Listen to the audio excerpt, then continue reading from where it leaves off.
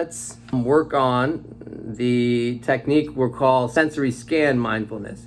Now, both of these techniques are similar, and they're really a foundational form of mindfulness for emotional challenges. And what is mindfulness? Mindfulness is the practice of disengaging and returning to the present moment gently and firmly, and re-anchoring in the senses of this moment rather than my movies of the future and my ideas of the past, and getting out of that stuff, disengaging and coming back here in this room with this printer and this computer and this folder and my arms, right? Rather than being lost in my head in like a worry, what's gonna happen with COVID, I'm gonna lose my job, and I'm in a story, and that's okay. Truth is, we're always in the present moment, even if we don't think we are. Emotionally, that's not a good experience. And all emotional health difficulties, they all, for the most part, pull us inside ourselves, more in our own world. So in mindfulness, really, we're working on getting out of our own world, back into outside world, yeah? So that's also a big benefit. Now, in mindfulness, there is the practice. There's always an anchor. An anchor means where is your, the anchor of your intention and awareness going to go? Is it going to be on your breath? Is it going to be on the feeling of your stomach? Is it going to be on the feeling of the ground or the warmness in your belly? You know, different teachers and different religion, spirituality, psychology teach it in different ways. Many religious traditions throughout the world, this type of technique is a warm-up to meditation or prayer, because it's about getting disengaged from all the, right? So it's full for all emotional things also. But what we're gonna do, and what is a really basic but important strategy, we'll call sensory awareness or sensory scan. And they're similar, but they're like slightly different. And so your anchor, or where you're gonna come back to. And that's mindfulness, is always I get pulled into this emotion, this thought, this person, and I disengage, I come back over here, and I anchor back here. And then 3 seconds later, boop, and then disengage, come back over here, re-anchor. And then 10 seconds later, boop, what am I gonna eat for lunch? I got an appointment at 12. Oh, I'm doing mindfulness, boop, re-anchor. So we like to emphasize that success in this tool is how many times you disengage and re-anchor, not how long you stay in your anchor. That is not really in your control, and it doesn't matter. One would think, oh, these meditators, these spiritual people, they can meditate for an hour, which means they're hanging out in the present for quite a long time, right? It's we're working on emotional difficulties. There's no way that's gonna happen, right? So it's okay. So success is how many times within your minute or 90 seconds or however long you do it that you come back. Even if it's 90, that's actually a huge success, because you're training a muscle in your mind, and it pays off over a few weeks, like a lot. So the anchor in this exercise is one of your senses. So you're hearing or you're seeing. We're not going to talk about touch and smell today, but you can do that too. It's different. So you're going to choose one or the other.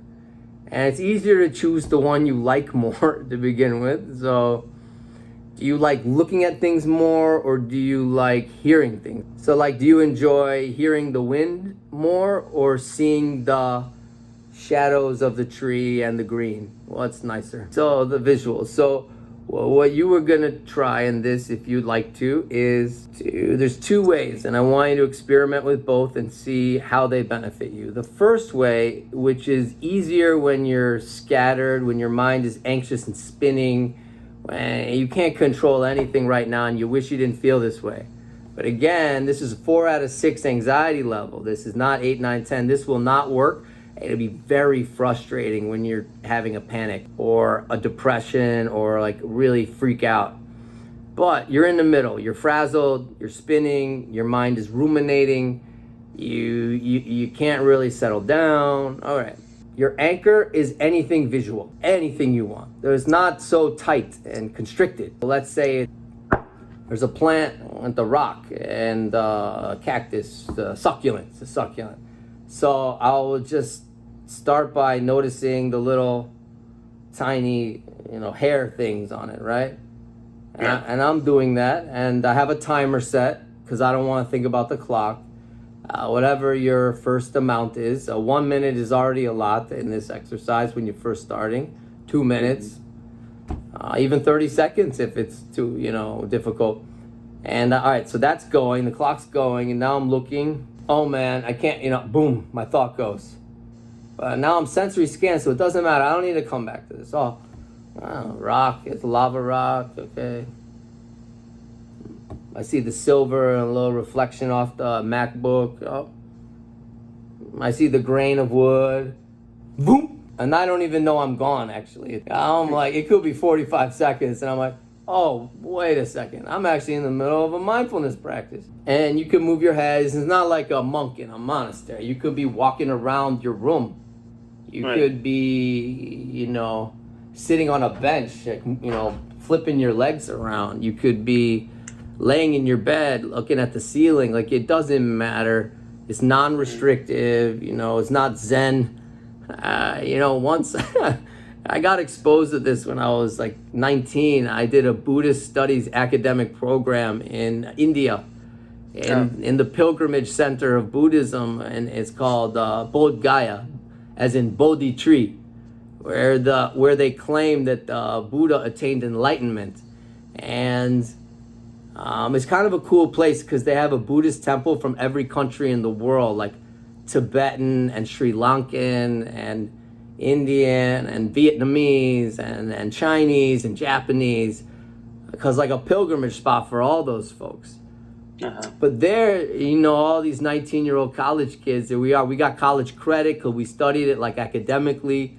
But they part of the program was to do a meditation, like a 48-hour, like silent, sit on the zafu, like the pillow, and cross your legs in complete silence, stare at the wall, and do these other techniques.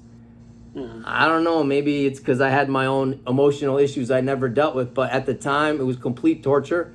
People seemed to enjoy it. I was like, get me out of here. So after 2 hours, I got so pressured, I threw up in the bathroom, and I excused myself and went back to the dorm, and I put on my backpack, and I went hiking across the land. And it is a neat place because, I never saw a place with no fences, no running water, no electricity, and I could just keep walking and walking. I found these people in this village.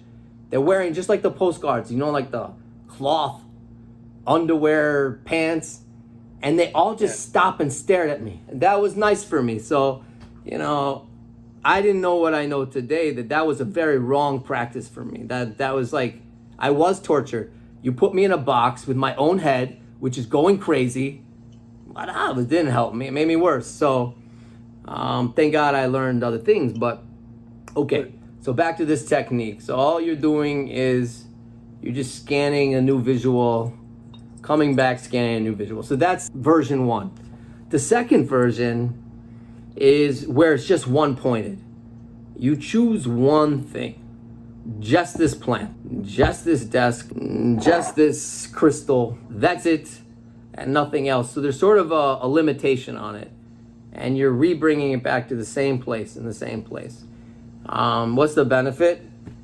It is more grounding if you're comfortable to do it, because you're like, just like a boat, like you're re-anchoring on the same place. But if you're coming off of being super scattered, it might be constricting. You also need like a looseness to loosen up. So you could play around with both as you're experimenting, and the movie Mindfulness. So really we have 3 mindfulness techniques. So in general today, I explained to you the overall idea of mindfulness, which is, disengaging from emotions and thoughts and coming back to the present moment with senses. But we talked about a sensory scan and your anchor being like visual or listening. And with that, two versions. A scanning with no rules except just come back to visual, or a one object or one thing focus. Just the cloud, just the tree, just the wooden table, and I'm always coming back to that. So I think maybe choose 30, 60, or 90 seconds. And if you can try it once or twice a day, just simple and easy, no pressure, just to get used to it, like a warm up at the gym. It's probably gonna be a useful way to deal with anxiety on the road, because if you get that muscle, you might be able to, in a couple weeks from now, just be driving and then disengage from those thoughts and come back to the steering wheel, come back to the hood, come back to the road in front of you. And so it's something you can do in the present moment while things are moving. You don't need to pull over and breathe or go to the grocery store. So once we build this up a little bit, I think you can try to apply it in that way. So I'm encouraging you and anyone in your situation to not use something in your mind or your body for the most part. The movie Mindfulness is different because it's a very structured imagination exercise.